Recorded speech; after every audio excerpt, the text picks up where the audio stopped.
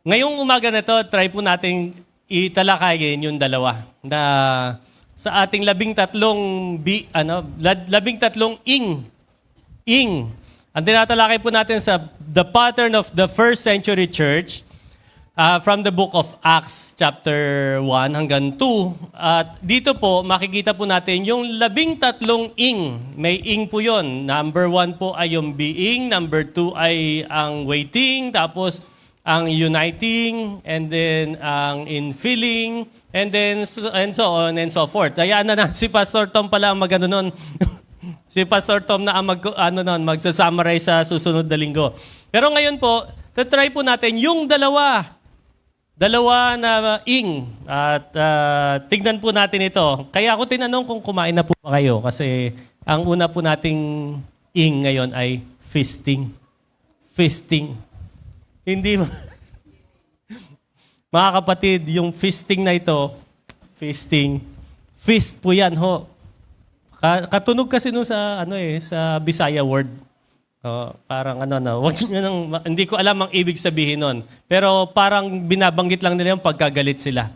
Okay, parang hindi ko talaga alam ibig sabihin po nun. Now, what we are trying to do is to imitate yung first century church. Alam nyo mga kapatid, yung first century church maganda po talaga ang pagkakatatag nito. Habang tumatagal, ang church po ay nababago. Ika nga nila, sumasabay sa uso. Sa modern days, wala naman pong problema kung sumabay tayo sa uso. Halimbawa, kung noong panahon ng Panginoong Yesus, naglalakbay sila sa pamamagitan ng paglalakad.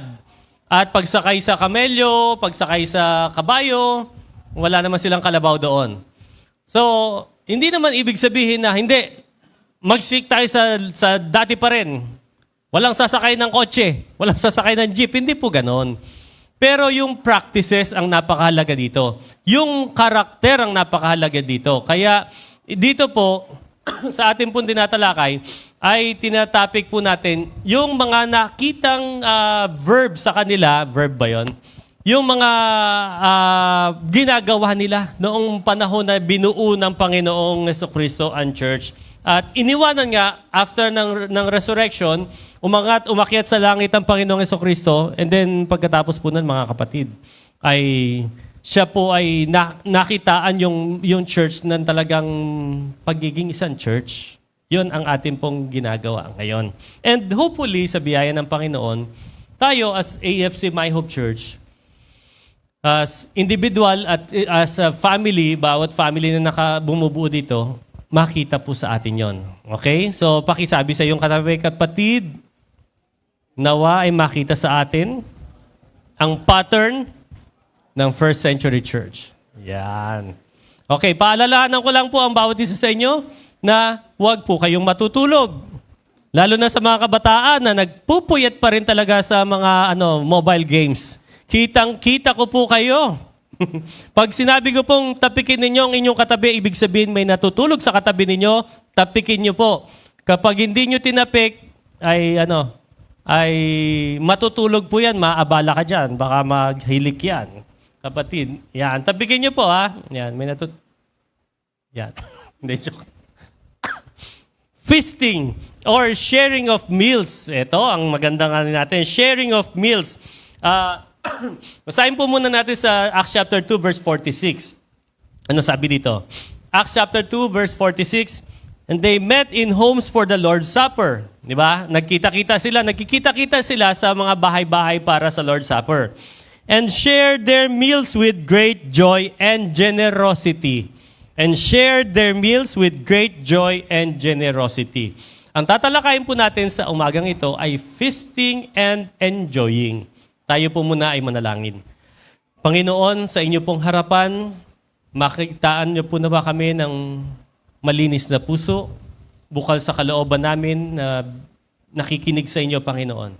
Mangusap po kayo sa amin, O Diyos, at naway kasama ng iba pa naging topic namin sa ilang linggong nakalipas, naway tumatak sa puso't isipan namin ang tatalakayin namin sa umagang ito. Gabayan niyo po nawa kami at hawakan niyo po na ang inyong abang lingkod at bigyan niyo po ng anointing upang ma-share sa bawat isa sa amin ang salita ninyo. para sa aming lahat. Salamat po, O Diyos. Ito pong dalangin namin sa pangalan ng Panginoong Yesus. Amen. Amen. Feasting, mga kapatid, ito ay may kinalaman sa pagkain. Alam niyo po, sa totoo lang, sa tao, marami pong attitude ng tao na bumabagsak po sila pagdating sa pera. Ang mga tao, bumabagsak yung karakter pagdating sa pera, pagdating sa relationships, pagdating sa career. Pero maraming beses din po na hindi lang nare-realize ang tao, bumabagsak po ang tao pagdating sa usapin ng pagkain. Alam niyo ba, sa mga churches, madami pong nagkasamaan ng loob dahil lang sa pagkain. Hindi po dito lang dito may nangyari na rin sa atin. Pero sa iba't ibang mga churches, sa iba't ibang mga okasyon, sa reunion ng mga elementary classmates, batchmates, sa high school, sa college, nagkakaproblema po sila pagdating sa pagkain. Yung pagdadala at ang pagbabalot. Totoo naman, di po ba? Nagkakaasaran sa pagbabalot. Nakakainis. Wala na nga siya dala. Siya pa yung maraming binabalot. Totoo naman yun, nagkakasamaan. So, it is my prayer, it is our prayer na tayo po as a church, pagdating sa pagkain, meron tayong GMRC. Ano po ba yung GMRC? Good Moral and Right Conduct. Pagdating sa pagkain. Basta pagka hinalo tayo sa ibang grupo, pag hinalo tayo sa kahit sa sino man, kahit yung family natin dumayo sa anumang handaan, birthday yan man, makikita nila na yung family ninyo at yung church natin, pagdating sa pagkain, meron tayong good conduct. Meron tayong mabuting asal. Kaya nga, tingnan po natin ang pattern na ito. So they met in homes for the Lord's Supper and shared their meals with great joy and generosity. So, ang lagi binabanggit po ni Coach Ray sa aming po mga mentoring ay sinasabi niya, without food, pagka wala daw pagkain, hindi daw kay Jesus yun. Pag nagkikita-kita at wala daw pagkain, ito ay biro niya lang to. Pag nagkikita-kita at walang kainan, hindi daw kay Jesus yun. Hindi naman totoo yun talaga. Biro lang yun. Pero ang point niya kasi is that ang Panginoong Yesus, sa tuwing makikita natin sa Bible, laging may kainan. Ang Panginoong Yesus, lagi may kainan. So, ito yung pattern na sinimulan kasi ng Panginoong Jesucristo. Nung sinimulan niya yung ministry niya, anong unang-unang miracle ang ginawa ng Panginoong Yesus? He turned the water into wine. Sabi ng title. Jesus turned the water into wine. Ibig sabihin, noong nagkaroon ng unang miracle ang Panginoong Yesus, saan siya? Nasa kasalan. Anong meron sa kasalan? Huwag niyo sabihin fasting. May kainan po yun. So, dinisplay niya yung kanyang miraculous power by multiplying bread and fish. Ilang beses pong nangyari yon. Merong feeding of the 4,000 at merong feeding of the 5,000. Ito pong istorya na ito ay nag-appear sa 4 na gospel for 6 times. 6 na beses po, ikinuwento ito sa gospel. So, nakita din ng Panginoong Jesucristo na nakipaghapunan siya sa mga makasalanan, sabi ng mga Pariseo. Nakikikain siya sa mga makasalanan. Natatandaan niyo po ba nung dumayo siya sa bahay ni Mateo? Si Matthew, isang tax collector, kumain siya doon. Nung dumayo siya sa bahay ni Zacchaeus, isang tax collector, si Zacchaeus yung maliit, kumain din po siya doon. May dinner. So, nung bago siya namatay, ano pong event? Last Supper. Di po ba? Sa Last Supper. Tapos, saan yun? Sa upper room. Now, when he rose from the dead, nagkaroon po siya ng breakfast saan? Sa tabi ng dagat, sa beach. Di po ba? Nanguhuli yung mga disipulo. Tapos, ang tinawag niya, may huli na ba kayo? Wala pa nga po Sir, sabi nila wala pa nga po, sir, kasi hindi nila nakilala ang Panginoong Yesus. Tapos ang Panginoong Yesus may iniihaw ng isda. Hindi ko alam kung tulingan o Mariette. St. Peter's fish. Di ba tawag sa tilapia? St. Peter's fish. So, pagkain pa rin, almusal. It is safe to assume na kapag nagkikita po sila, kumakain sila, nauna po yung communion, or pagkatapos ng kainan, may communion sila. yung Lord's Supper, ang mga disipulo. So, nagkakaroon po sila ng yung kainan nila, it is being done na in a sacred manner. Nagiging banal yung kanilang hapunan, yung dinner date nila, yung kanilang lunch date, nagiging misulang banal kasi nilalagyan nila ng Lord's Supper. Nagkakaroon sila ng communion. So, ang kaibahan naman po sa ating panahon ngayon, sa contemporary church natin, most of today's contemporary church conduct communion once a month. Tayo po, once a month tayo. Sila, daily. Ngayon, tinanong ko naman ang mga pantas. Nagkonsulta ako sa mga pantas. Tinanong ko ang mga matatalinong natin, kamanggagawa natin. Nung nagbi-meeting kami, Pastor Tom, Pastor Dan, sama si Sister Rain, tsaka si Charis. Ano sa tingin ninyo? Hindi ko pa natatanong sa mga elders. Ano sa tingin ninyo? Dapat ba linggo-linggo tayong Since pinag-aaralan natin to. Noong kasi ako nung kabataan, tinanong ko yung pastor ko, Pastor, bakit po linggo-linggo lang? Once a month lang tayo. Yung iba po sabi nila dapat weekly, every Sunday. Ang sagot ng pastor ko, kasi ang tendency, pagka linggo-linggo, nagiging routine. Nawawala na ng kabuluhan sa karamihan. Kasi routine na lang siya eh. Sanay na. Alam mo na lang kung kailan ka tatayo, alam mo kung kailan ka uupo. Di po ba? So, kagaya nga nung isang pastor na nag-share nung bago daw siya, hindi pa siya Kristiyano, sinama siya nung dinidiskartehan niyang babae. Sinama siya sa church. Yung tinapay daw nila pag ginano sa kanya, pagbigay sa kanya, pagkuha niya, sinubo niya agad. Nakita niya sa lahat nakagad. Kasi sanay siya sa Catholic, di ba? Pagbigay, susubo na agad. Iniluwa niya. Tapos, nung binigay yung kopa, sabi niya, tinignan niya na. Di okay na, no? Nagiging routine, kaya siguro maganda sa atin, para hindi maging routine, stay natin yung yung ating once a month. Pero, whenever we eat with each other, alalahanin po natin ang Panginoong Yesus. Nung nakaraan, fellowship ng Evergreen, joint fellowship ng Evergreen, tsaka young adults, young couples, di po ba tayo? Nung nag-pray tayo, inalala natin ang Panginoon sa pamamagitan ng Santa Cena na yun. Di po ba? So, gano'n yung ginagawa natin. Now, yung communion po, naging misulang ritualistic, religious, boring exercise po sa karamihan. Pero ako sa totoo lang, every time na magkakaroon tayo ng Last Supper o yung breaking of bread, talagang dinadama ko mabuti. Kagaya si Elder Ronald, napapansin ko po si Elder Ronald, every time na meron tayong breaking of bread, iba yung tama sa kanya, sa puso niya. Ramdam na ramdam niya yung kung ano yung binigay na halimbawa at sakripisyo ng ating Panginoong Yesus. Di po ba, no? Nakikita nararamdaman. So, sa atin, wag po nating hayaan na maging religious ritual lang ito na magiging boring sa atin. Tandaan po natin, ang inaalala natin ay ang Panginoong Yesus na nagbigay sa atin ng kaligtasan. So, tingnan po natin yung principles dito sa kanilang feasting. Communal meals strengthen our bond.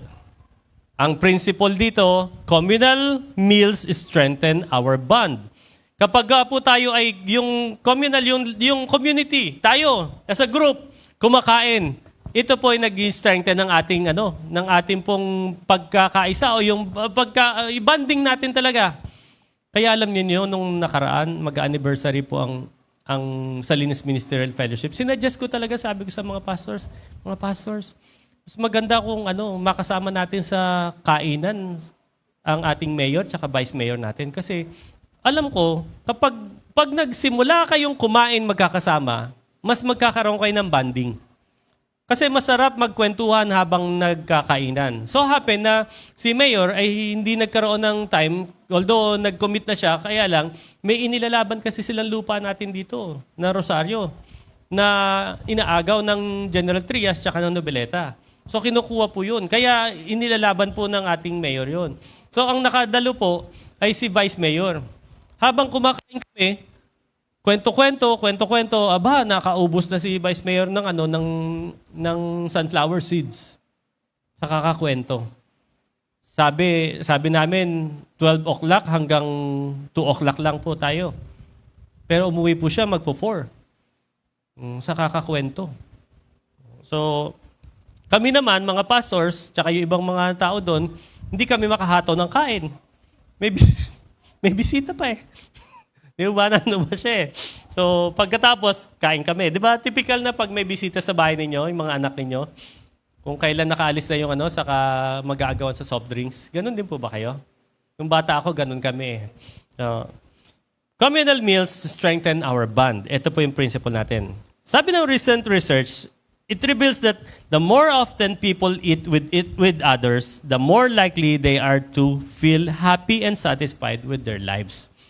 Mas malimit ka daw kumain kasamang ibang tao, mas masasatisfy ka daw at sasaya ka sa buhay.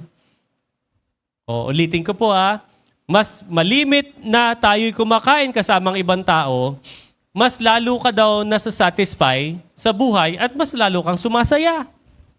Siguro ang hindi lang sumasaya ay yung siya na lang nang siya ang nagbabayad. Yayakag na naman, ako na naman magbabayad nito. Yun lang siguro. Hanggang mag-uwian ka, kamot. Magbubunutan na, walang doon lang siguro ang pinakamasakit doon. Pero pero alam niyo bigay ko lang example, si Ate Sally, pag nagpakain po siya, hindi siya masyadong kumakain. Lagay siya ng lagay sa plato, lagay ng lagay. Ang sinasabi niya sa akin noon, sabi ko, kayo po, hindi kayo kumakain, Ate Sally. Alam mo, Pastor, masaya ako kapag nakakapagpakain. Masaya ako. Saka na ako kakain ng ataw pagka ako na lang mag-isa. Pero pag nakikita kong kumakain yung mga sinasama ko, masaya ako doon. Totoo naman po yun. Totoo. Ngayon, tayong bawat isa sa atin, pwede nating gayahin po yun. Kaya lang, syempre, kung kayo mag-i-invite, kayo magbabayad. Doon naman tayo talaga kakamot. Okay? Pero mamaya, malalaman natin kung anong mas magandang gawin dito. Pero sabi ng research po yun. Naniniwala po ba kayo doon? Mas kumakain ka kasama ibang tao, mas sumasaya ka? Napansin niyo po ba, wala kang gana sa bahay? Alam niyo, yung kaldereta sa amin, yung morcon, yung lechon paksiw, hanggang ngayon nandoon. Panis na po. Tutong na. Yung longganisang imus, hanggang ngayon nasa amin pa. Hindi namin mailuto. Gusto ko sanang yakagi si Pastor Tom doon eh. Kaya lang naka-fasting tayo. Yeah. Hindi, totoo po yun. Pag sa bahay, parang wala tayong gana. Lalo na yung mga may mga edad. Tapos kung sila lang sa bahay, walang gana. Pero subukan mong isama yan sa iba. Ang sarap ng kain. Masarap ang kain talaga.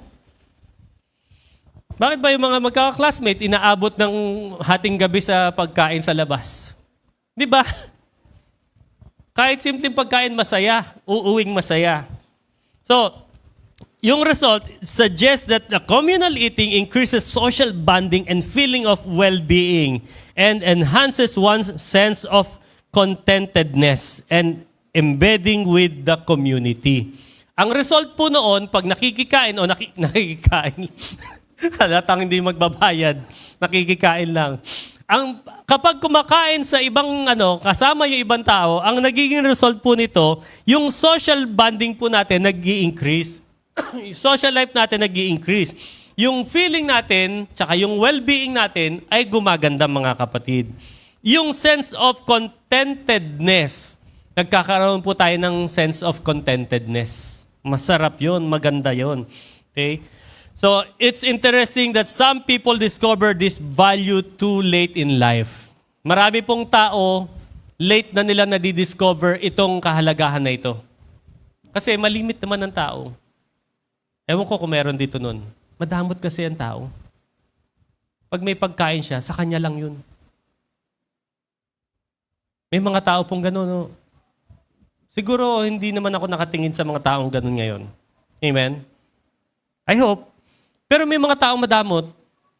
Pagdating sa pagkain, madamot. May mga taong itatago ang pagkain. Meron akong kakilala, Hindi ko nasasabihin ang pangalan, pero hindi nyo nakilala yon. Bibili siya ng lansones. Kahit anong prutas, tatago niya sa kwarto niya. Lalagay niya sa cabinet niya. Siya lang mag-isa kumakain. Wala po dito yun, ho. Wala. Kamag-anak ko po yun. Sige na nga, lolo ko yun.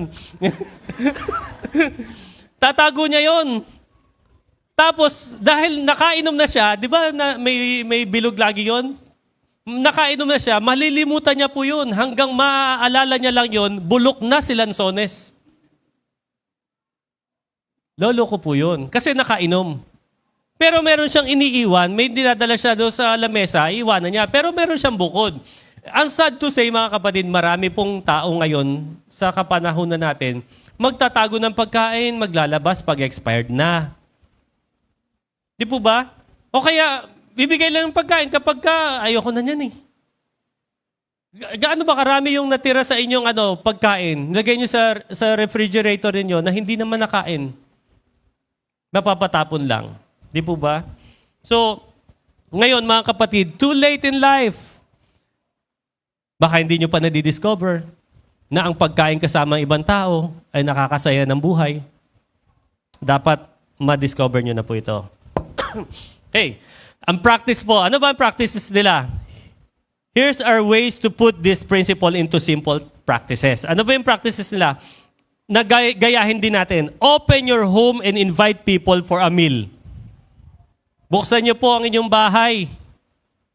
Mag-invite po kayo ng ibang mga tao para kumain. Try po natin yon. Try natin yon, kain-kain. Alam niyo, naalala ko noon, young people ako, kasama ako ng pastor ko, Pastor Day, Pastor John. Kumakain kami kila Elder Tony. Ang pagkain, mga pinaksiw na maliliit na isda. Alam nyo, sa totoo lang. Kasi ang tindahan namin sa palengke, mga cold cuts. Kaya ang almusal namin, bacon, yung mga bacon, hotdog, mga processed foods, hindi healthy. Pero doon kami na-spoiled. Kasi nga, madami kaming processed foods sa palengke. So yun ang pagkain namin. Hindi kami masyadong kumakain ng isda. Lagi, baboy, sinigang, ganun. Masarap magluto nanay ko. Pero hindi kami masyadong marunong kumain. Lalo na yung maiisdang matitinik. Hirap na hirap talaga ako. Pero noong yung pastor ko, tapos sarap na sarap sila, tinitignan ko yung pagkain. Sabi ko kila Elder Tony. Kasi sabi ni Pastor Day, Mang Tony, makikikain kami sa inyo ha. Meron ba kayong isda? Ang gusto nila talaga yung mga paksiw doon talaga ako nakasubok unang kain. Sa church po ako unang nakakain ng mga maliliit na isda. Sa church ako unang napasabak naghukay. Kasakit nga ako Di po ba? Sakit ng buto-buto ko. Hukay kami ng pundasyon. Sa church din ako unang nakakain talaga ng gulay. Pero ngayon mga kapatid, favorite ko po yung mga yun. Yung mga isda binabalot sa sa dahon. Pinangat na dahon. Wala na. Pero masarap yung pinangat talagang Kaya sa naik, daya pa kami ng naik, bumibili lang kami ng sinaing na tulingan ng Batanggenyo. Pero sa naik ginagawa. Doon ko nakita yung sarap ng buhay na kumakain kami sama-sama. Kaya sila Elder Tony, sila Nanay Linda, noon pa lang, malapit talaga yung damdamin ko sa kanila. Dahil yung pagbubukas ng pintuan ng tahanan nila para sa amin, hindi naman ako manggagawa nun Sabit lang ako sa pastor ko. Pero naramdaman ko po yung sarap at saya na kumakain kami kasama nila. Kaya niyo po bang buksan ng inyong tahanan para sa ibang tao? Sa mga kapatiran natin? Ngayon, isasama pa nila anak nila malikot. Nalala ko noon, meron kami pinatuloy sa bahay namin. Naku, yung anak, ang likot-likot, kumakain na lollipop, ginaganon yung TV namin. Hindi natiis si Sister Joan, sis ha, pasensya na, pupunasan ko to ha, hawakan mo naman kamay ng anak mo. Kasi yung lollipop laway-laway, ginagan yung TV namin. Start family dinners and small group gatherings with the communion. Practices po nila ito.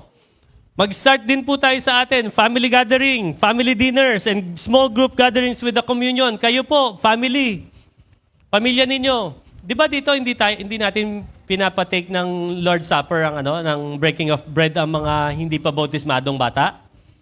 Hanggang bautismo sila, saka natin sila ini-include, di po ba? Kasi ang danger, nilalaro lang kasi ng mga bata. Pag nandito tayo, nilalaro lang nila. Ngayon, pagdating sa bahay ninyo mga kapatid, magdi-dinner kayo. Bago kayo mag-dinner, mag-conduct muna po kayo ng breaking of bread. Bago kayo kumain. Di ba maganda yun? Mga anak, alalahanin muna natin ng Panginoong Jesucristo na nagbibigay sa atin ng buhay, ng pagpapala, na nagbigay sa atin ng kaligtasan. So, i-distribute nyo kahit yung pinakamaliit mong anak. Isama ninyo po. Start a family dinner. Number 3, have communion every time you conduct a church service or a home fellowship. Pag nagkaroon po tayo ng home fellowship, magkaroon tayo ng pagkikita-kita dito, mag-conduct po tayo ng Yung mga nasa bundok, kung kayo nasa bundok, anong meron kayo? Buko. Kunin nyo yung sabaw, hatiin nyo yung laman. Di po ba yung meat? O yun ang i-distribute ninyo. Kahit hindi naman kinakailangan yung ostya, yung bread. Hindi naman kinakailangan nakasalalay lang doon. Ang mahalaga, pag kumain tayo, inaalala natin ang Panginoong Yesus. Involve natin yung mga children sa communion. Make them feel that they are an important part of God's family. Always prepare food and drinks before in any ministry function. Ito yung practices nila. Pag magkikita-kita sila, meron po silang mga food na pine-prepare. Kaya mga kapatid, sasama natin to sa ating fellowship. Pag may fellowship tayo, laging may food. Maliban na lang kung declared tayo, fasting. Pag naka-fasting po tayo, wala tayong food.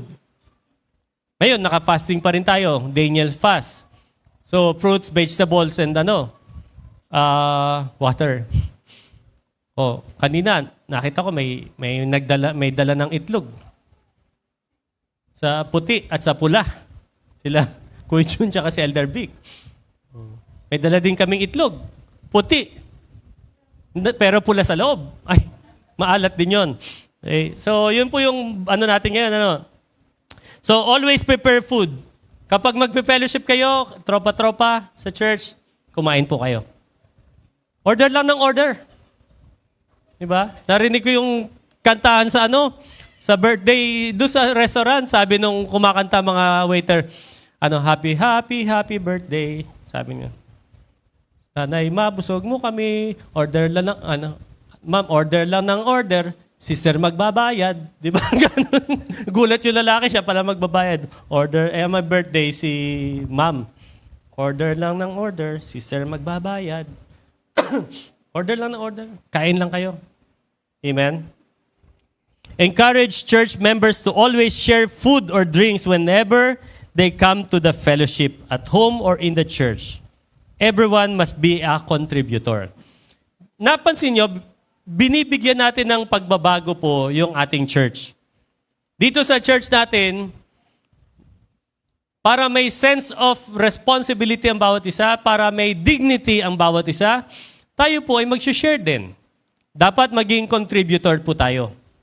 Now, kapag meron po tayong kainan, encourage natin ng each other na magdala. Magdala ka kapatid kahit lang. Wala naman kaming pera Ano ba yung kakainin mo sa inyo? Di ba yun ang lagi ko naman sinasabi? Anong kakainin mo sa inyo?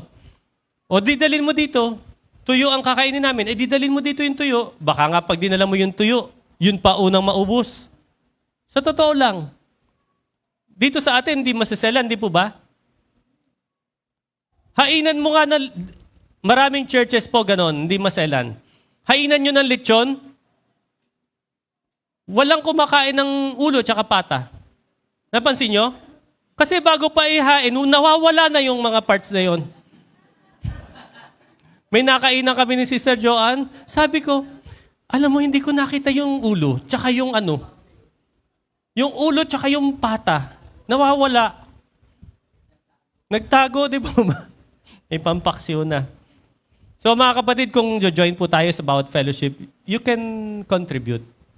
Ngayon, kung wala talaga tayong pang-contribute, okay lang yun.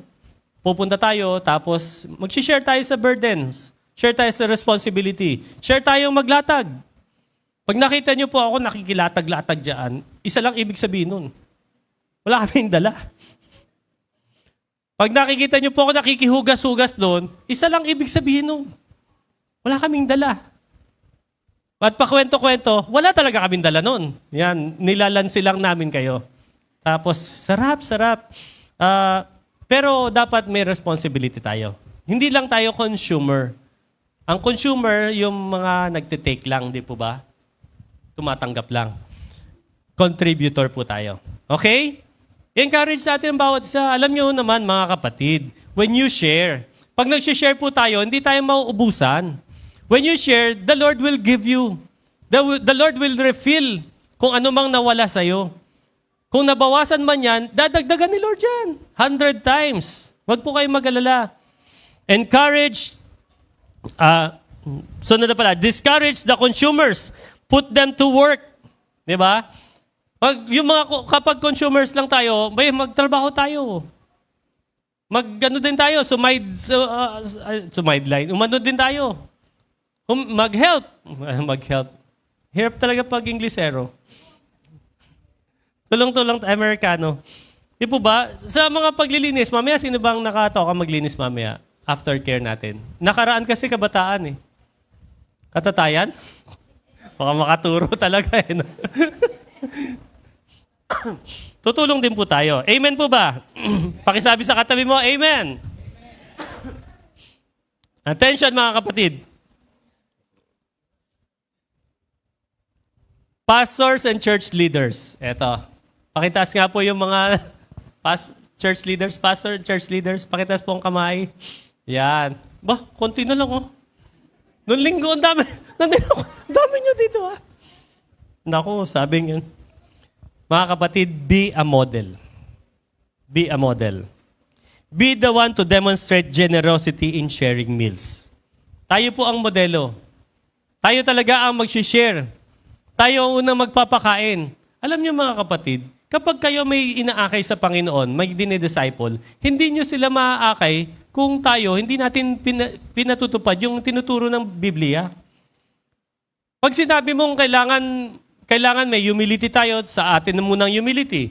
Kailangan may forgiving spirit tayo, sa atin muna yung forgiving spirit. Kailangan yung obedience, tinuturo natin sa kanila obedience, sa atin muna yung obedience, makikita. Pag tinuturo natin dapat, sharing of meals. Tayo muna ang nag-share. Di po ba? Tayo muna. So, mga leaders, pastors and leaders, dagdag natin, pastors' wives. Yan. Kasi magiging punong abala din sila eh. Never come to the fellowship empty-handed. Sikapin po natin. Huwag tayong pupunta sa fellowship ng walang dala. Wala akong madadalang pagkain, pastor. Pero nagdala ako ng kamatis. Kinuha ko doon sa Kinuha ko sa aming, di ba may stocks naman kayong kamatis, sibuyas. Kung wala ka, lumabas ka lang dito kapatid. Nandito. Gusto nyo ba makita? Pati prutas nandito. So, iwan ka lang ng note. Salamat po. O yung binibenta ni Elder Vic yan ha. May nakaiwan. Wag, binibenta po ni Elder Vic yan. So, kahit pag wala po kaming madadala, alam nyo mga kapatid, alam nyo ginagawa namin? Kumukuha kami ng delata sa amin. Kuha kami ng delata sa bahay namin. May mga stocks po kami. Stocks na delata. Dala tayo ng delata, wala tayong mabibit-bit na ulam. Delata. Nung nakaraan, may nagdala ng sardinas. Nung bago pa mag-fasting, may nagdala ng sardinas. Hindi naman pala simpleng sardinas yun. Special na sardinas. Hinahanap na marami. Rose bowl. First time ko natikman yun. Nagulat ako pag uwi namin, bakit meron na tayo dito? Take out daw. Tinake out sa amin, binigay pa sa amin, di kinain agad namin. Masarap. Huwag niyo pong iisipin na yung inyong dadalhin, walang kwenta. Kay sardinas po yan, kay anong delata man yan, kahit spam yan, pagtsatsagaan natin yan. Kahit inagaw nyo lang yan, pasensya na po, wala akong madadala, inagaw ko lang to sa mga kasama ko sa bahay. Anong dala ninyo? Argentina corned beef. Inagaw lang pala sa kung sino man. Pang-aso ba yun? No? Inagaw nga po eh. Delimondo pala, masarap. Don't be a burden to the people that you lead. Pastors and leaders. Huwag po tayo maging pabigat. Alam niyo ang kwento? Pag ang pastor na dumadalaw sa bahay ng mga membro. Mayroong isang pastor na dumalaw sa bahay ng member at pagkatapos yung pamilya na yun hirap na hirap. Di nagluto yung nanay ng isang isda. Yun lang talaga, wala. Sabi ng nanay sa mga anak, mamaya na tayo kakain. Paunahin muna natin si pastor. Paunahin natin si pastor. Kasi isang isda lang yun. Sabi ni pastor, kain na kayo, kapatid. Sige po, pastor. Mamaya na lang. Sige po. Hindi nakatingin yung mga bata. Sabi nung kain si pastor. Sabi, nanay, ubus na po yung isang side. Sabi ng nanay, huwag kayong mag-alala. May kabilang side pa. Maya-maya sabi ng mga bata, nanay, binaligtad na. Binaligtad. Sabi ng nanay, huwag kayong mag-alala. May ulo pa. May ulo pa ng isda. Kinain ni pastor. Gabi si pastor, ano? Sabi ng mga anak, nanay, sinupsup yung mata. Sabi ng nanay, may buntot pa, mga anak. Alam niyo mga kapatid, kawawa din na-realize ko, dapat din mga pastors, pag dumadalaw din tayo, may dala din tayo. Magdadala din tayo, no? Pero sa missionary, kwento sa amin ng isang missionary sa Bible school kasi kami, dumalaw daw, missionary. Tapos sabi daw ng dinalaw, kain po kayo. Upo muna ho kayo, pastor. Sandali po. Wala po ako may papakain, pero meron ho ako ditong yung, alam niyo yung, ano ba yung hinahadad, yung nyog? Makapuno ba yon? Apoy matamis, nilalagyan ng asukal. Bukayo. Oh, sarap. Pastor, sandali po. Ito po yung bukayo. Kain po kayo yung bukayo, may kagat na. May kagat na. Pasensya na po kayo dyan. Ho, nakagatan na yan. Kasi sinisave talaga namin yan. Yan. May kagat na. So pagkagat ni pastor, tapos na po kayo? Hindi tatago kasi eh. Para sa susunod na bisita, meron. Mga kapatid, huwag tayo maging burden. Ang bawat isa sa atin, huwag maging burden. Mga kabataan, pag dumalaw kayo sa bahay ng iba, huwag po kayo dadalaw ng almusal hanggang hapunan, nandun pa kayo. Meron akong kakilala noon eh. Inabot na ng almusal, tanghalian, hapunan. Kaya nagko-complain na yung mga kapatiran. Kinausap ko na, sabi ko, huwag ka naman ganun. Nakahilata ka pa pala. Nanonood ka ng TV, at home na at home. Hindi po tayo magiging burden sa kahit sino man. Tapos, paalala po sa bawat isa, me last is our rule of thumb. Yan. Pag sinabing rule of thumb, yun ang number 1. Me last. Ano po yung me last? Mga pastors and leaders, me last. Tayo po ang huli. Pagdating sa kainan, tayo ang huling kakain. Kaya ba yon? Pastor, pwede na bang mag-resign sa pagiging leader? Tayo pong huli. Alam nyo sa Korea, ibang-iba ang Korea. Napansin nyo po ba ang Koreano? Pagkainan, unang-unang pinapapila, pastor. May ano pa yun, no? Senior pastor muna. Kaya mapapansin nyo, mga pastor, unang-unang kumakain. Pero sa atin mga kapatid, no. Servant leader po tayo. Servant leader. Kung leader ka, huli kang kakain. Di po ba? So kung pastor ka,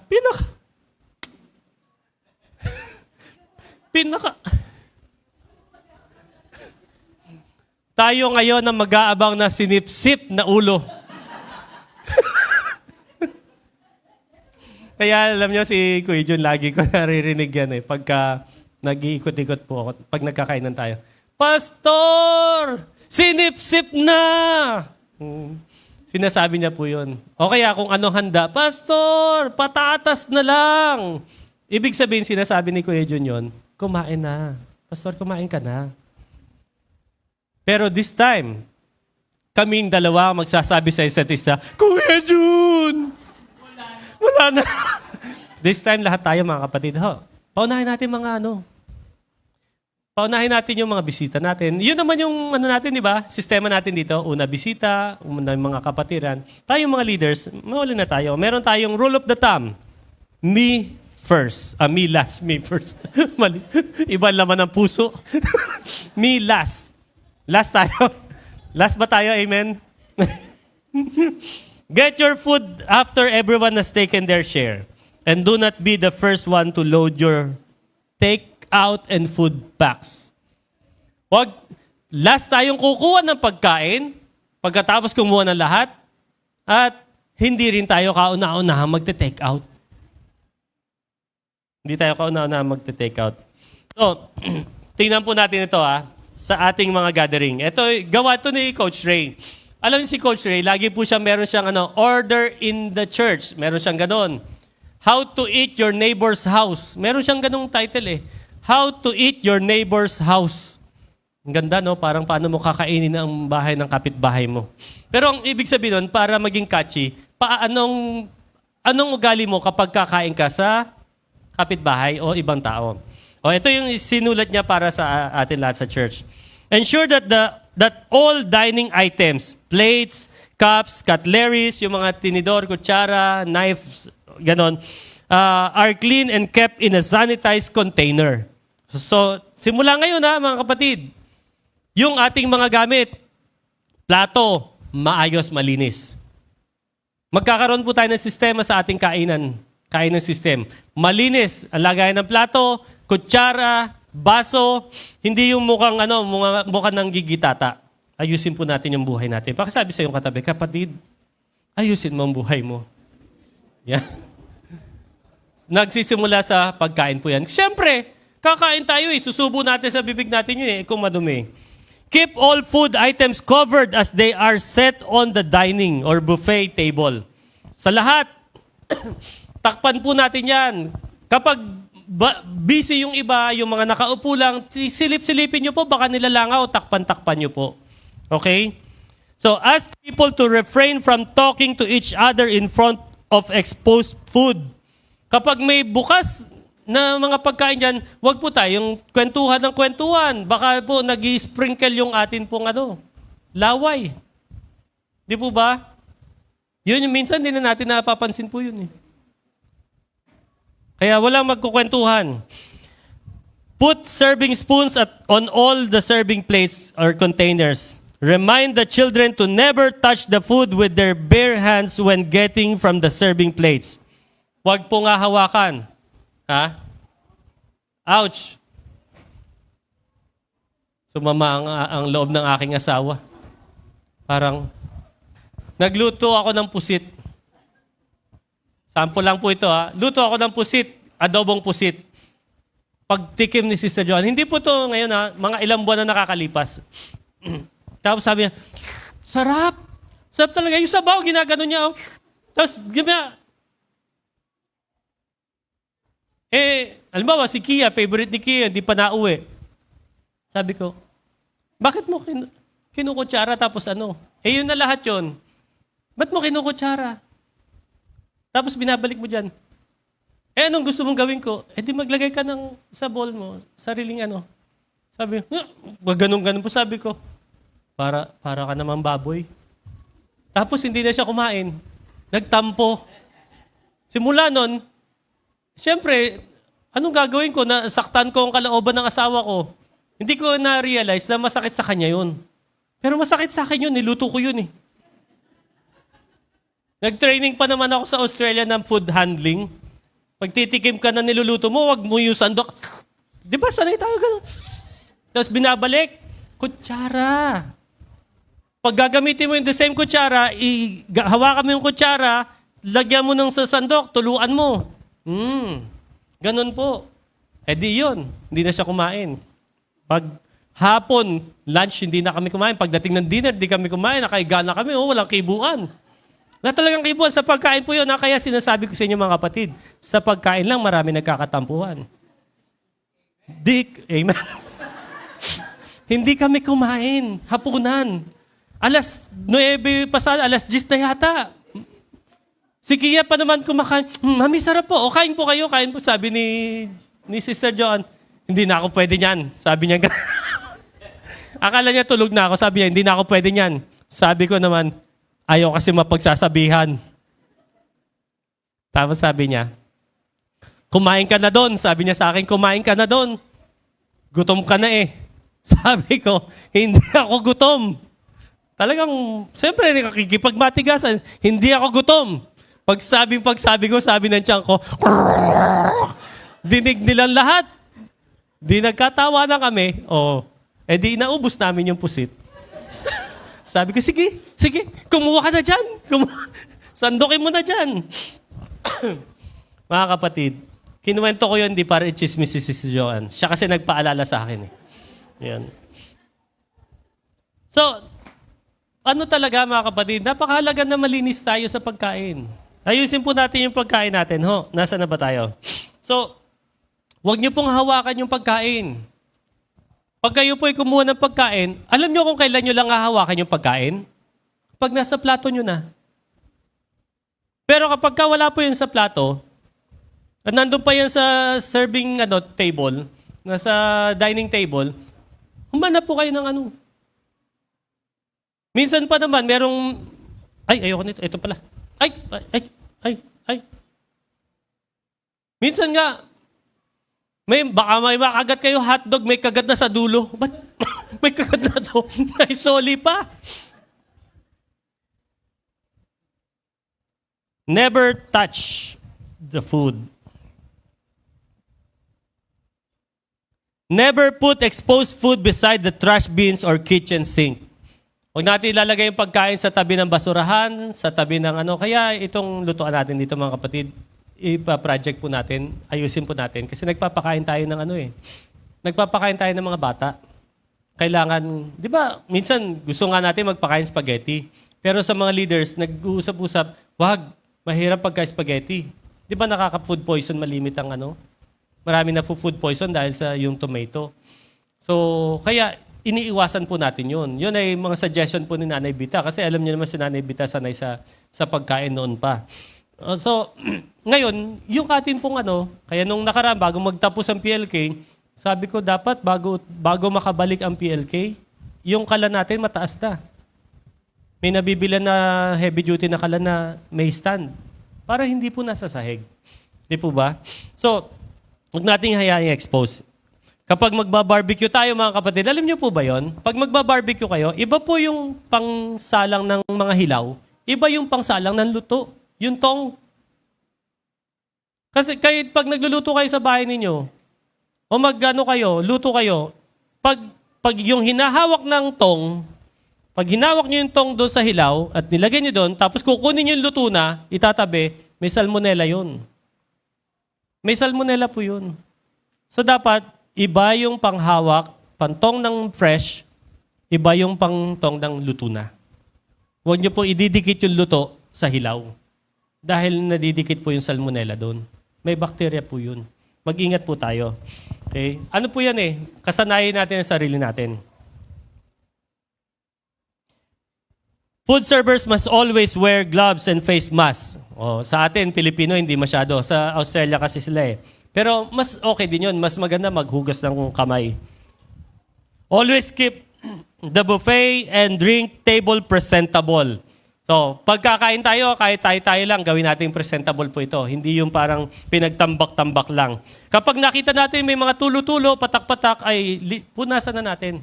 Magkusa po tayo lahat. Mukhang pangit itong tignan eyesore ito Sakit sa mata Linisin na natin ito. May tulo-tulo yung yung mangkok, yung punasan na po natin yun. Pagkain po yun Di po ba? Amen? tigit sa lahat, pag nagluluto tayo, sikapin natin maging malinis. Si Nanay Linda, malinis talaga sa pagkain po yun. Oh, totoo po yun. Malinis. Nagtataka nga lang ako may mga inip sa tagal sa ano. Dahil malinis siya eh. Kung halimbawa, kung sa iba isang beses hugasan, sa kanya 3. 3 po yun. Pero yun ang tama. Yun ang tama. Lalo na kung kakainin mo isaw. Kailangan linisin ng maigi yun. Kasi pagkagat mo dun, sarap. Papaitan ba to? Sasabihin mo. Bakit parang may lasang ipot? So, feasting. Kailangan may kainan po tayo. Magkainan tayo. Dito nga lang sa loob ng church, ang naging long-standing natin, walang magkakainan dito. Pero nakarasabi ko kay Sir Sally, Ate Sally, nung mga nagkakain na kasi tayo, sobrang init sa labas. May mga event tayo. Ate Sally, ang init-init sa labas kasi. Tsaka gawain naman ito na ang sagot sa akin, ay pastor, ikaw naman ang pastor dito eh. Ikaw naman magde-decide dyan. Yung sa akin, suggestion. As much as possible, basta't may gawain, doon natin gagawin para sa gawain. Okay? Ngayon, hindi para i-post na natin sa social media. Wag na lang. Okay? Wag na lang. Siguro kung nasa handaan po tayo ng pero kung nasa church po tayo dito, kainan tayo ng fellowship communion, gawain din po yun. Pero wag na nating i-post sa social media. Okay po ba? Malinaw po ba sa atin? Amen? Okay. Now, pagkatapos ng kainan, nakakain na ba kayo pagkatapos yung kumain na nakaganyan? Sarap, busog. Pangalawang topic natin, enjoying. Nandiyan pa po ba kayo? Anong oras na ba? Enjoying. Sabi sa chapter 2, verse 44, and all the believers met together and shared their meals with great joy and generosity, and enjoying the goodwill of all the people. 46 hanggang 47 ito. And all the believers met together and shared their meals with great joy and generosity, and enjoying the goodwill of all the people. Mga kapatid, yung main dito, yung great joy. Great joy. Great joy was one of the distinct marks of the first century church. Kung sila po ay napansin, kung napansin ng first century church, ito ay sa kadahilan ng puspos sila ng kagalakan. Puspos sila ng kagalakan. Kung susundin po natin yung pattern nila, then we must manifest the great joy that they had. Gusto natin gayahin sila, di ba? Gusto natin mapagaya sa kanila. So dapat, meron tayong tinatawag na great joy. Dapat makita sa atin yung great joy. Kapag nagsasama-sama tayo at parang naka-ismid tayo sa isa't isa, hindi makikita sa atin ang great joy. Kapag may tampuhan tayo sa isa't isa, hindi makikita sa atin ang great joy. Ang gusto nating gayahin example ay ang great joy. Yung joy na yon, hindi po ito because of material things na pag-aari nila. Tandaan niyo po ito hindi sila masaya dahil lang sa may material things sila. Actually, yung material things pinamimigay nga nila eh. Napansin niyo po ba? They share to one another. They sell their possessions and share with the poor. Yun yung nangyayari sa kanila. So, hindi sila masaya dahil mayaman sila. Sino po ba dito yung mayaman? Pakitaas nga po yung kamay. Mumunti na ba tayo? Yan. Masaya lang ba tayo pag mayaman tayo? Kahit na tayo ay hirap sa buhay, dapat masaya pa rin tayo. Yung joy nila, it is not because of their wealth. It was premised upon the fact that they followed the Holy Spirit's leading from the moment that they started. Saan galing po yung joy nila? Sa Holy Spirit. Galing ito sa Holy Spirit. Take note natin nagpo-progress from point 1 to point 12. Ano yung point 1 natin? Yung kauna-unang topic natin? Being. Mula sa being hanggang point 12, yung enjoying. Paano sila nag-enjoy? Because of their being. Being with Jesus. Ito yung maganda dito eh. Each of the preceding marks or actions has led us to this joyful spirit. Lahat nung binanggit natin, being, waiting, uniting, in feeling, lahat-lahat na sharing, worshiping, lahat-lahat po yan, mga kapatid. It all goes to enjoying. Na-enjoy nila yung mga bagay na yan. Joyful spirit ang tawag dyan. That the foundational element of joyfulness is premised upon first, the being. Being with Jesus. So ano yung principles behind dito sa pattern na to? Principle, obedience to God's pattern brings forth great joy. Ulitin ko po. Obedience to God's pattern brings forth great joy. Kapag naging masunurin po ang bawat isa sa atin, sa pattern ng Panginoong Yesus, magbibigay ito sa iyo, kapatid, ng kagalakan. Matinding kagalakan. And great joy results to generosity. Kapag may kagalakan ka, magiging mapagbigay ka. Naniniwala po ba kayo doon? Ang isang taong ang taong masayahin ay nagiging mapagbigay? Totoo po 'yun. Pag ang isang taong malungkot,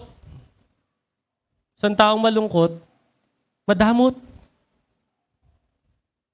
Ang isang taong maggalak, mapagbigayan.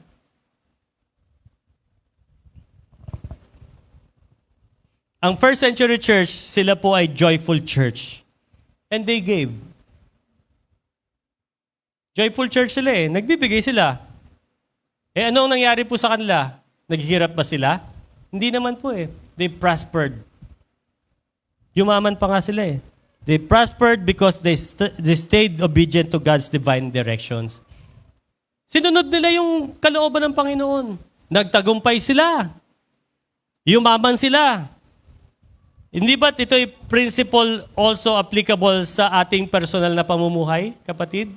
Sa tingin niyo po, applicable ba ito sa atin? Kapag naging masayahin tayo because of our being with Jesus, nagiging mapagbigay tayo, then sa pagiging mapagbigay natin, ano nangyayari sa atin? Pinagpapala pa tayo ng ating Panginoon. Kapag namuhay tayo sa mundong ito, mga kapatid, na morally upright tayo, ibig sabihin, tama yung ginagawang pamumuhay natin na ayon sa prescriptions ng Holy Spirit sa ating buhay, matatagpuan po natin ang ating mga sarili na nagre-rejoice sa kalagitnaan ng mga trials. Kahit na hirap sa buhay. Mga difficult challenges, kahit problema mo sa problema sa trabaho, problema sa school, problema sa family, kakulangan ng pera. Kapatid, pag ikaw ay sumusunod sa kalooban ng Panginoon, tatandaan mo yan, ang ibibigay sa'yo ng Lord, rejoicing. Magiging masaya ka pa rin. Masaya pa rin. Kahit sa kalagitnaan ng trials and hardships. May problema ka pa rin nga, okay lang yun. May problema ka pa rin, hindi naman nawala agad yun, pero masaya ka. Anong gusto natin? May problema ka na, tapos malungkot pa? May problema na, tapos wala pa tayo kay Lord? So, yung kapag sununod natin ang principles ng banal na kasulatan, it will bring us joy. We will rejoice. Ito yung practice nila. Sundan po natin ang pattern nila. From the passages that we've read, na-discover po natin itong mga bagay na to. How to experience genuine divine joyfulness. Paano natin ma-experience po ito? Yung totoo talagang saya na mula sa Panginoon. Paano ba natin ma-experience ito? Number 1, adjust your schedule and make church gathering a top priority. Adjust po natin schedule natin. Gawin natin yung church schedule natin, church gathering natin, a top priority, mga kapatid. Gusto mo bang sumaya sa buhay na to? Gusto mo ba magkaroon ng makalangit na kasiyahan? Adjust mo yung iyong schedule. Gawin mong top priority yung church gathering natin. Sabi sa verse 24, and all the believers met together in one place. Nagkikita sila sama-sama sa isang lugar. So, kung tayo ay gusto natin talaga ng blessings kagaya ng tinanggap ng first century church, mga kapatid, dapat mag-allocate po tayo ng specific time natin. during the week to meet with fellow believers. Mag-alala tayo. Halimbawa, hindi mo talaga mapigilan na mismo yung Sunday. Alam niyo po ba na hindi dapat Sunday lang tayo nagmi-meet? Dapat nagmi-meet pa tayo ng ibang araw pa. Na mismo yung Sunday, dapat wag mo mamimiss yung iba pang araw na pwede kang makipag-meet sa kapwa believers. Kung gusto natin makamit yung blessings ng First Century Church, allocate po tayo ng specific time. Sunday, special yung Sunday. Other days, Monday to Saturday, mamili po kayo dyan. It will be with the fellow believers. Mga kapatid, wag po tayo magbigay ng excuses. Wala naman pong taong busy. Priority lang. Priority. Narinig ko yun, sabi ni Pastor Tom. Wala man talagang taong busy. Yung priority ang meron. Ang ibig sabihin nun, if you want to meet with a certain person, alibay na lang yung busy. Pero kaya mo siyang i-meet kung bibigyan mo siya ng priority. Pa-prioritize mo siya. Pero kung ayaw mo siyang i-meet, madami kang bibigay na Di po ba? Kung kaya nyo naman meet, barkada nyo sa school, kaya nyo naman i-meet Pumunta sa iba't ibang gathering, kaya nyo naman pumunta. Di po ba? Birthday dito, birthday doon, kasal dito, kasal dyan, binyagan, piyestahan. Kaya naman, di po ba? Kahit tumambay nga sa kapitbahay na may tindahan, nakakatambay tayo Kaya po yun. Pero to meet with other person, to meet with someone, give no excuses. Priority ang tawag po doon. Now, yung pakikipag-meet natin together with kapwa believers natin, mahalaga po yun. Mahalaga po yun. Kaya wag tayong magbigay ng excuse pagdating sa mga bagay na iyon. So, for those of you who are working, ito yung best time na ma-debrief po kayo. Nagtatrabaho kayo, di ba? Di ba sa trabaho, smooth ba ang trabaho? Masasabi niyo ba, ganda-ganda ng trabaho ko. Papasok ako, wala akong stress. Magtatrabaho ako, tulog lang ako. Tapos sa sweldo ako, uuwi ako, mag-iinat-inat mo. Uwi ako, ang nakakapagod lang, ay yung kapag bumibiyahe ako, yun lang. Pero wala talaga. Hindi naman tayo ganun, di po ba? Paupo-upo lang po ba kayo sa opisina? Pakuya-kuya-kuy lang ba kayo? Di ba sa trabaho may stress? May pagod? Sa mga nagwo-work, ito yung best time para kayo makapag-share, makahinga. Makapagkwentuhan, kumusta ka sa work mo? Ay, dami kong stress. Alam niyo po ba na nakakatulong kapag naibubulalas mo yung problema mo? Alam niyo po ba yon? Ako, I've realized, ito lang recently.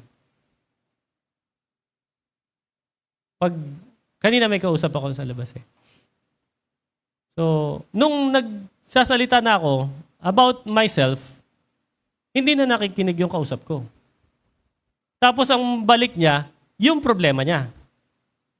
So, sounds familiar. Sabi ko, ganito talaga yata role ko. Ang makinig ng problema ng iba. Ay, kung alam niyo lang mga kapatid sa bahay po namin, lagi pong may tumutunog yung phone ko. Paborito po ako. Kaya lang kayo, mga kapatid, iniiwasan ninyo ako. Kasi siguro sabi niyo, ayaw na nating busy na si pastor, wag na nating bigyan ng Na-appreciate ko naman yon. Pero pag may problema po kayo, at nangangailangan kayo ng kausap, may makikinig sa inyo. Pero ako, na-realize ko na ang role ko talaga sa buhay ay makinig, tagapakinig. Napapansin ko, yung mga taong nag-share, naiibsan ng sama ng loob. Naiibsan ng lungkot. Kung walang taong makikinig sa kanila, biglang sasabog na lang yung isang tao, di po ba? Wala pala akong Ano sasabihin mo sa sarili mo? Mag-isa lang ako. All alone tonight. Parang kanta na yun, ha? Amen? So, call lang po, ha? At the best pala, babalikan ko yung dati. Kung gusto niyo talaga kausap, invite niyo kami ni Sister Joanne. Sabi niyo, Pastor, pwede ba makipag-fellowship sa inyo? O sige, magkita tayo dun sa sa Max's, ganun. Starbucks, ganun, ha? Papakainin nyo na rin. Okay. Kaya siguro ayaw nyo, no? Papakainin pala. Okay, so yung mga nagwo-work, na stress kayo, sa cell group kayo mag-share. Cell group kayo mag-gano ng sama ng loob ninyo para maipag-pray kayo. Sa cell group kayo umiyak. Pero I'm pleased naman doon sa bawat isa. Pag may nagkwento naman ng karanasan, huwag nyo na sabihin sa iba. Kayo na lang grupo. Pag may siner yung kapatid natin, ipag-pray ninyo. Now, ako maraming pong pagkakataon na may nagpapa-counsel sa akin. Yung sinasabi nilang problema, hanggat hindi niya sinasabi na, Pastor, tulungan mo ko. Tulungan mo ko para maayos ito. Kausapin mo si ganito, si ganyan. Hindi ko po yun gagawin. Kasi marami po sa atin, nag-share lang kayo ng problema, pero hindi nyo naman gustong aksyonan. Di po ba? Pero pag inaksyonan mo, para masasama mo, pinakailaman ng pastor, sinabi pa. Kaya hindi ko po ginagawa yun. Nakikinig lang po ako sa inyo. Kung sasabihin nyo lang na, Pastor, paano bang gagawin? Gusto kong makausap siya, kausapin natin. O sabihin nyo. Ganun lamang po. Pero kapag nakapakinig po kayo na nag-share, umiyak, pakinggan nyo lamang po, tap sa balikat, ipag-pray yung kapatid natin. That's the best thing to do para sa kanila. Now, it also brings blessings to others when you tell them about the wonderful things that God has done in your life. Pag nag-share naman kayo kung anong himala ginawa ng Panginoon, sinare nyo sa small group, sinare nyo sa fellowship, di ba nakaka-encourage din sa iba? May encourage din sila sa atin. Amen po ba? Amen? So, yun ang magandang gawin po natin. And then, number 2, how to experience genuine divine joyfulness. Number 2, dine together with fellow believers. Ano yung kanina? Adjust your schedule and make church gathering a top priority. Number 2, dine together with fellow believers.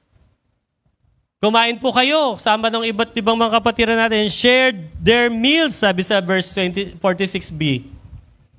As mentioned earlier, there is something in communal dining that gives us a little push forward. Mamomotivate ka talaga. May encourage ka talaga. Pag kumakain kayo sama-sama. Tatandaan po natin yan, Eating with others gives us a strong sense of community and builds our self-esteem. Mararamdaman mo may kasama ka sa buhay. Mararamdaman mo may kaibigan ka. Amen po ba? Gising pa po ba kayo? Number 3, be happy and give generously. Paano ka sasaya? Divine joyfulness. Paano ka sasaya? Be happy and give generously. Maging masayahin. Sikapin maging masayahin. Give generously with great joy and generosity sa verse 46b. Note that the natural effect of joyfulness is generousness. Ang epekto, pag ikaw ay masayahin, generousness. Galing, no? Generousness. Sa madaling salita, happy people give joyfully. Happy people give joyfully. Kahit na rin naman sa di ba sabi ni Apostol Pablo, God loves a cheerful giver. Pag nagbibigay ka ng offering mo sa Panginoon, huwag kayong napipilitan lamang. Give generously. Kami po mga kapatid, sabi ko kay Sister Jo, anong nakaraan? Mami, huwag na tayo mag-tithes. Lumingos, Sabi niya, Bakit naman? Sabi niya ganun. Huwag na tayo mag-tithes. Ayoko na yung i-apply yung tithes sa atin. Di ba sabi ng Bible sa New Testament, generous giving. God loves a cheerful giver. Kaya sabi ko sa kanya, kaya dapat huwag ka nang magbibigay sa ng 10%. Gawin mo ng 15%. If you want to be generous to the Lord, maliit yung 10%. Sipin mo yun, 90% sa atin, ang laki-laki nun ah. Sa kanya, 10% lang. Oh, seryoso po ako dun.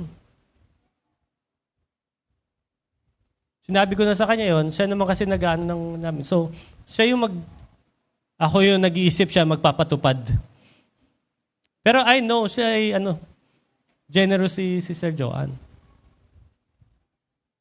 But I know, the Lord will bless us. The Lord will bless us. Kung gusto natin i-apply sa buhay natin yung cheerful giver, yun po ang ibig sabihin ng cheerful giver. Kung masaya ka nagbibigay sa Panginoon, maliliitan ka doon sa itinoka niya sa atin na 10%. That is what we call generous giving. Cheerful giver. So, happy people give joyfully. No wonder no one in the first century church was poor. Walang mahirap sa kanila. Lahat sila commonwealth. Everyone gave generously for the needs of others. Bawat isa, nagbibigay sila. Nabalitaan lang, may problema si ganito, bigay sila. Tulong sila. Anong resulta sa kanila? And enjoying the goodwill of all people. They're enjoying the goodwill of all people. Tingnan niyo po yung impact sa church nung ginawa po nila to. Yung taong nasa paligid nila sa first century church, nandiyan po ba kayo? Yung taong nasa paligid nila sa first century church, mga kapatid, ang tawag sa kanila, they had goodwill. Ang ibig sabihin po ng goodwill, favor. Kakaroon po sila ng favor. Na-impress po yung mga tao sa paligid nila of what they are doing. Na-impress sila. Even the unbelievers showed a good attitude toward them and probably offered a helping hand in whichever way they could. Yung mga hindi mananampalataya sa paligid nila, nakita nila kung paano sila mamuhay. Nakita nila na masaya sila magkakasama. So ano nangyari? Nakatagpo sila ng pabor sa paningin ng mga tao sa paligid, even the unbelievers. Favor was on their side and their needs were supplied. Alam niyo po, kung tayo as a church, makikita tayo na nagkakaisa. Makikita tayo na masayang sama-sama, dumadami tayo, dadagdagan tayo, kasi hindi tayo nag-aaway, hindi tayo nagkakatampuhan. Mapapansin tayo ng mga tao sa labas. Yung mga public officials natin, mapapansin tayo. Nung nagsimula ang Iglesia ni Cristo, isang grupo lang sila maliit. Pero grabe yung pagkakaisa nila. Grabe talaga yung sistema nila. Anong ginagawa ng gobyerno ngayon ng mga political leaders? Nililigawan sila. They found favor. Maganda tingin sa kanila eh. Kapag ang isang church, away-away, watak-watak, walang favor na nakikita sa paligid. Hindi tayo magkaka-favor. Tignan po natin itong moment na to. Ang katotohanan, being in the church community connects you to special favor. Pag ikaw konektado ka sa church, makakonect ka rin sa special favor. As individual. Ano mangyayari sa iyo, kapatid? As individual? Example, sa workplace mo. Makakatagpo ka ng favor. Sa boss mo. Subukan mo maging active sa church. Active sa fellowship. May magpapaalala sa iyo ng mabuting pag-uugali. May magpapaalala sa iyo ng isang bagay.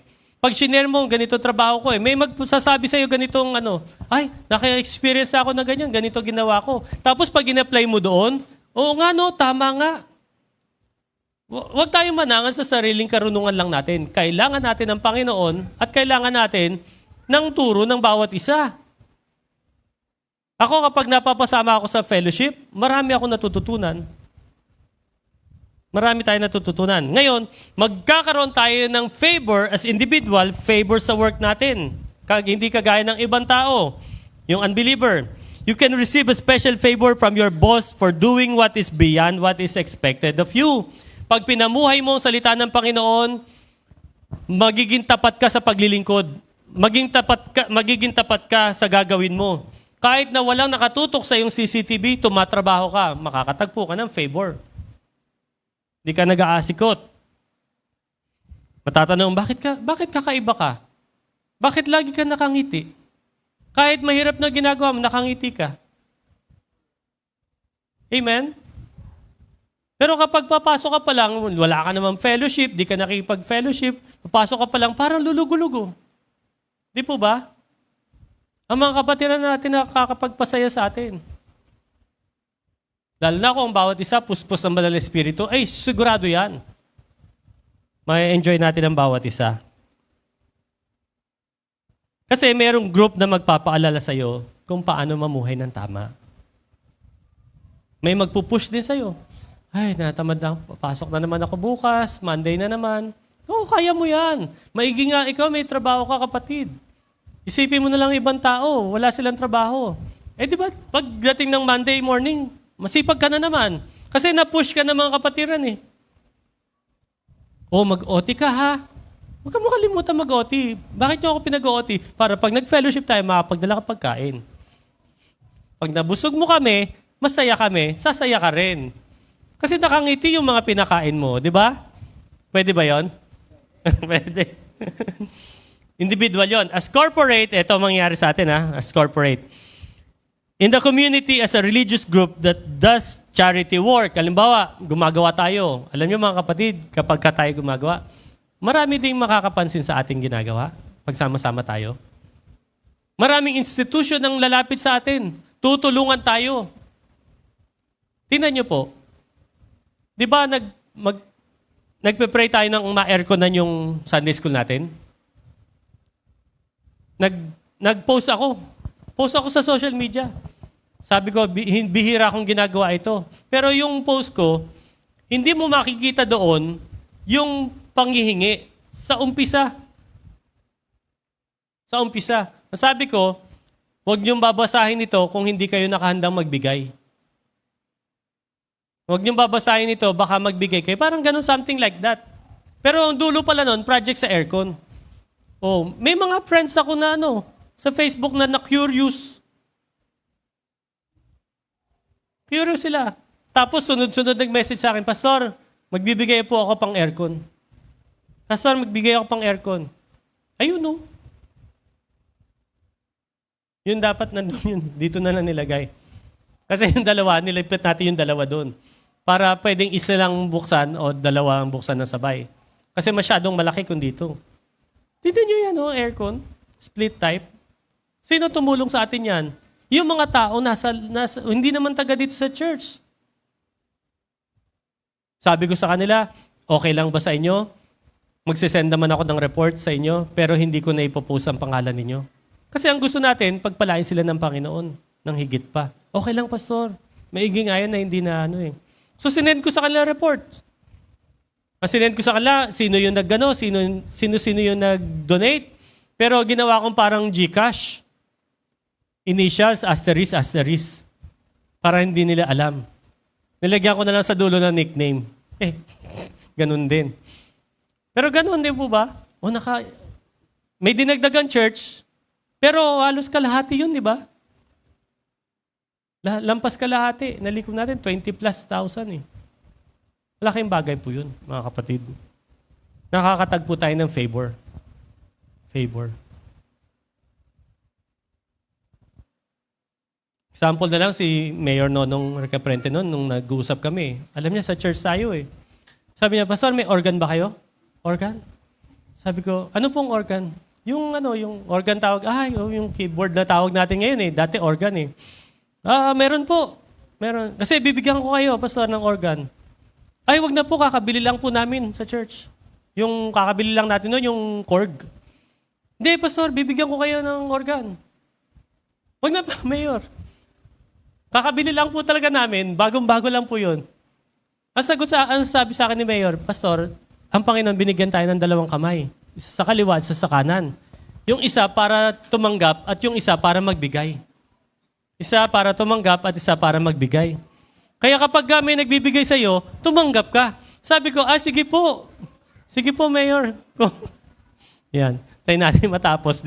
Doon na kayo nakatingin eh. Yan. Naantay nga ni Pastor Tom, mapalitan yan eh. Si Sister Erlyn pa yata ang makapagpalit. Yan. Kaya sa amin, Sister Erlyn, wag anak. Oh, di ba sabi ni Mayor, binigyan tayo ng Lord ng dalawang kamay, isang para tumanggap, isang para magbigay. Kapag may nagbibigay sa iyo, tumanggap ka. Ay, ganun po ba? Nahiya na ako. Sabi ko, sige po, Mayor. O, Pastor, papuntay mo dito yung yung organista, yung musician, para ma-practice niya. Tapos papadala ko na. Kasi ayaw niyang pa-bit-bit sa akin. Sige po. Tapos, may nakakwentuhan ako. Ibang grupo. Hala, pumunta kay Mayor, nakuha yun. Daig talaga na maagap ang masipag. Nakuha po yung Mayor. Kayo daw ay nagbibigay ng ganun ba? Ibibigay ko ito kay So, binigay. Tapos nung nagkita kami, Pastor, yung mo naibigay ko kasi doon sa sa susunod. Hindi po, Mayor, talagang para sa kanila yon. Para sa kanila yon. Huwag niyo po kaming intindihin. Pero yon, tinake ko na naibigay na sa atin yun. Pinag-pray ko na siya na pagpalain siya ng Panginoon. At kapag pinagpala ng Panginoon ng ating mayor, pagpapalain din ng Panginoon ng ating bayan. Di po ba? That was meant for us. Ngayon, pumupunta kami kay Mayor Nonong, kahit madaling araw, 5:00, napunta ako kay Mayor. Tatanungin niya ako, ano sadya mo, Pastor? Wala ho. Hanggang 6:30 na, wala ka ba sadya talaga, Pastor? Wala ho. Lahat kasi Mayor nang pumupunta sa inyo, humihingi. At least may isa na walang hinihingi. Kwento-kwentuhan lang.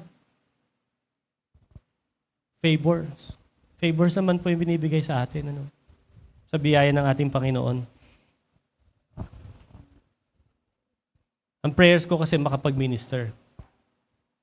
Kayo po mga kapatid, corporately, kapag nagkakaisa tayo, we have the numbers, makakatagpo tayo ng favor sa community natin. Favor sa mga public leaders natin, public servants natin. So, tanggapin po natin 'yon. Pati sa mga organizations, makakatagpo po tayo ng organizations na tutulong sa atin. So, take your church seriously, mga kapatid. Dito tayo magtatapos. Take your church seriously. Dito sa church, seryoso po tayo. Hindi po tayo po pwede na parang laro lang ito. Ako bilang pastor for 18 years dito sa church. 18 years na tayo, di ba? Magda 19 years tayo. Alam niyo po, dugo at pawis ang amin pong binubuhos, panahon, damdamin, para sa bawat isa sa inyo. I-take niyo pong serious ito. Pamilya po tayo. Magpapamilya tayo dito. Kapag masaya kayo, masaya kami. Pag malungkot kayo, malungkot kami. Pag may problema kayo, may problema kami. Pag masaya na kayo, marami naman dumating at tumalis dito sa atin . Sa hirap at hirap, magkakasama. Pag kayo iba, guminhawa na, umalis na, wala na tayong magagawa po doon. Maalala ka o hindi, okay lang po yun. Pero it is my encouragement to all of you. Take this church seriously. Gawin niyo pong pamilya ito. Come to the fellowship to enjoy the company of fellow believers. I-enjoy natin yung isa't isa. Kailangan pag nandito tayo, isipin natin, kailangan makilala ko pa siya ng husto. Si ganito, si ganito, si ganyan. Kilalanin natin ang bawat isa. Ma-enjoy mo.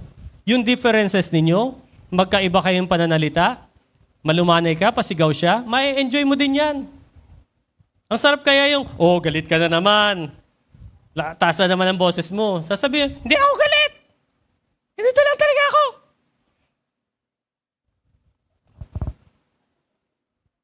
Anong pwede natin gawin, mga kapatid?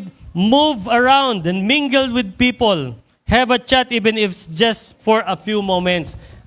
Ikot-ikot po kayo.